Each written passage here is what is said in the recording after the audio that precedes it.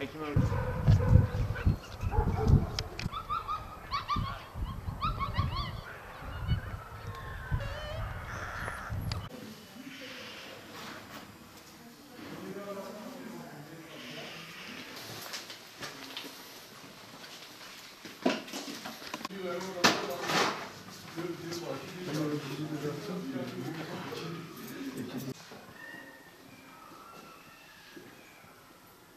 Abdullah Hocam rapora gelsin.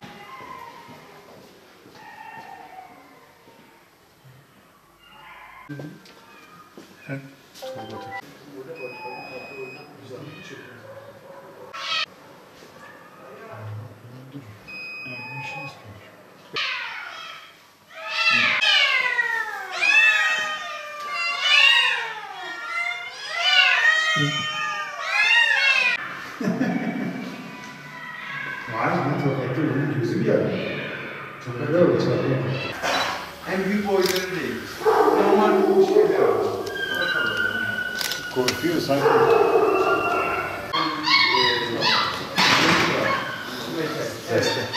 Yani onlara sağlam.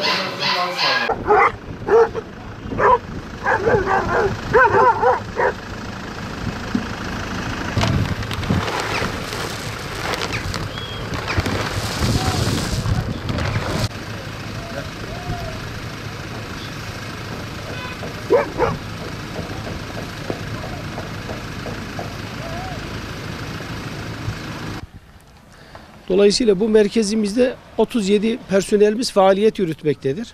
Bu 37 personelimiz içerisinde 5 veteriner hekimimiz, diğer ekip arkadaşlarımız ise teknikerler, toplama ekipleri, bakım, beslenme ekiplerimiz olmak üzere bizim çalışmalarımız 7 ve 24 şekliyle biz faaliyetlerimizi yürütüyoruz.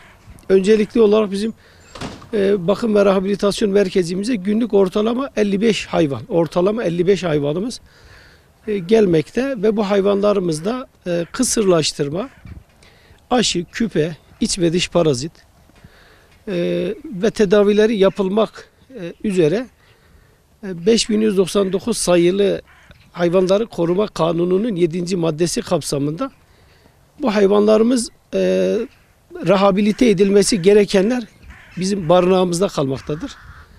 Dolayısıyla geri olan bütün hayvanları, bütün işlemleri yapıldıktan sonra bahsettiğim kanun kapsamında doğal yaşam alanlarına geri gönderilmektedir. Bizim barınağımızda ortalama 120 köpek ve 45 civar, 45-50 civarı da kedi bulunmakta. Tabii bahsettiğimiz gibi rehabilitasyon merkezi olunca bu sirkülasyon sürekli devam etmektedir. Şimdi mama kısmına geldiğimizde ise özellikle biz rehabilitasyon merkezi olarak sadece sokak hayvanları değil. Şimdi bir de yabani hayvanlarımız var. Hele biz çetin bir kış sürecine girmek üzereyiz ki içerisindeyiz. Dolayısıyla biz hem sokak hayvanlarımızla beraber diğer doğal hayvanlarımızın tamamı, yabani hayvanlarımızın tamamında da biz tedbirlerimizi alıyoruz. Bizim ortalama olarak 70 civarı teknik mama odağımız var.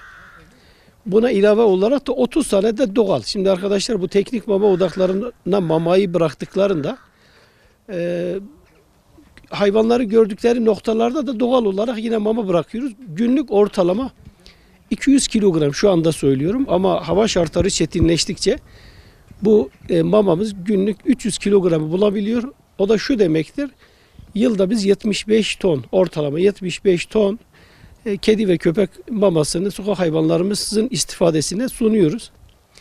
Bizim bakım rehabilitasyon merkezimizde işte günlük 20 tane kısırlaştırma, yine ortalama konuşuyorum. Günlük 20 kısırlaştırma yapılmakta ki bu da işte yılda 4800 civarı gibi bir hayvana tekabül ediyor.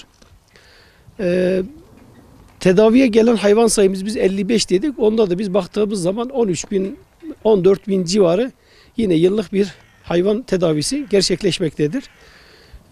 Biz bu süreçleri işletirken bizim özellikle merkez ilçelerimiz ve diğer ilçelerimiz İl Hayvanları Koruma Kurulu kararı doğrultusunda İlçelerden de gelen hayvanların yine bahsettiğim süreçler işlenerek bu hayvanlar geri gönderilmektedir kendi doğal ortamlarına.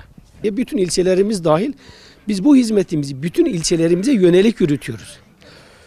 Zaman zaman acil vakalarda bizim araçlarımız bir ilçemizin en uçra noktasına kadar gidip işte acil bir cerrahi operasyon gerektiren trafik kazası bize 7-24 usulü çalıştığımız hesabında gece bir vaka olduğunda biz onun o ilçenin uzaklığı yakınlığına bakmayız. Bizim rehabilitasyon merkezimiz direkt noktaya intikal eder ve onun gereğini yapar. Ama rutin çalışmalarda ilçelerle biz bütün ilçelerimizle koordineli çalışıyoruz. Biz saldırgan olan tek bir hayvanın rehabilitasyon merkezinin dışına gönderilmesine müsaade etmiyoruz. Saldırgan olan demin bahsettim. Ortalama 120 hayvan, 120 köpeği kastediyorum. Barınakta ve bu sirkülasyon sürekli devam ediyor. Özellikle de ifade edeyim. 0432 217 24 50 numaradan kim ararsa veya 444 44 65'ten hangi vatandaşımız arıyorsa ama takip etsin. Aramasının akabinde ekibin en hızlı bir şekilde noktaya intikal ettiğini görecek. Biz saldırgan olan hiçbir hayvanın doğal yaşamda kalmasına müsaade etmiyoruz. Onu alıp rehabilitasyon merkezimize getiriyoruz. O hayvan kısırlaştırılıp o hayvan bir hastalığından dolayı da saldırgan olabilir. Farklı bir sebepten olabilir. O yüzden biz rehabilite etmediğimiz hiçbir hayvanın normal yaşam ortamında kalmasına biz hiçbir şekilde müsaade etmiyoruz. Demin söylediğim gibi hava şartları çetinleştiğinde bugün biz 200 kilogram ortalama mama dağıtırken 300-350 kilogram mama dağıtımına gideceğiz. Hayvanımız toksa ve hayvanımızla ilgili biz tedavi işlemlerimizi yürütmüşsek ekstremden bir sorun problem yoksa bir hayvanın çok saldırgan olması beklenilmiyor ve varsa da biz zaten gereğini yapıyoruz. Evet. Bize yeter ki vatandaş bu hususta bize ihbarda bulunsun veya şikayette bulunsun. Cenab-ı Allah inşallah milletimizi, memleketimizi, bütün insanlığı şu koronavirüs pandemisinden de tezinde muhafaza etsin. Tezinden bu sıkıntıyı üzerimizden Rabbimiz def etsin. Vatandaşlarımızdan talebimiz şudur. Vatandaşlarımız bir problem gördüklerinde, özellikle şunu ben öncelikli söyleyeyim. Sokak hayvanları aslında hepimizin ortak paydasıdır.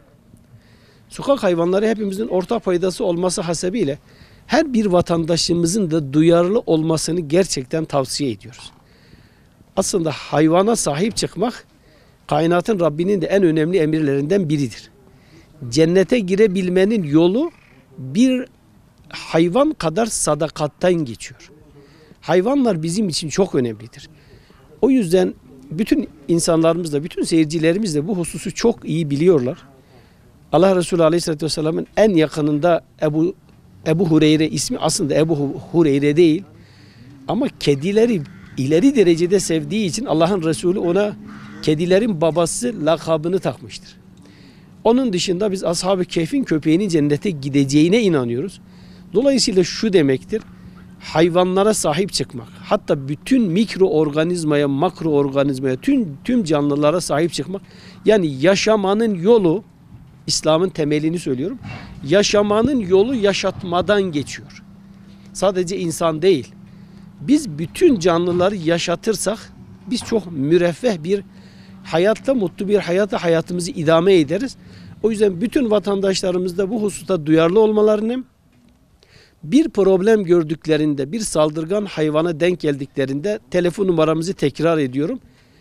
0432 217 24 50 veya 444 44 65'ten bizim direkt ekiplerimize haber vermek suretiyle ama takip de etsinler. Ben bunu özellikle söylüyorum. Takip etsinler. Ekiplerin çok hızlı bir şekilde o noktaya intikal ettiğini görecekler. Olumsuz bir durum olması noktasında da çok hızlı şekilde de bize de ulaşabilirler ama bir aksaklığın olmadığı noktasında teminatımızı verebiliriz.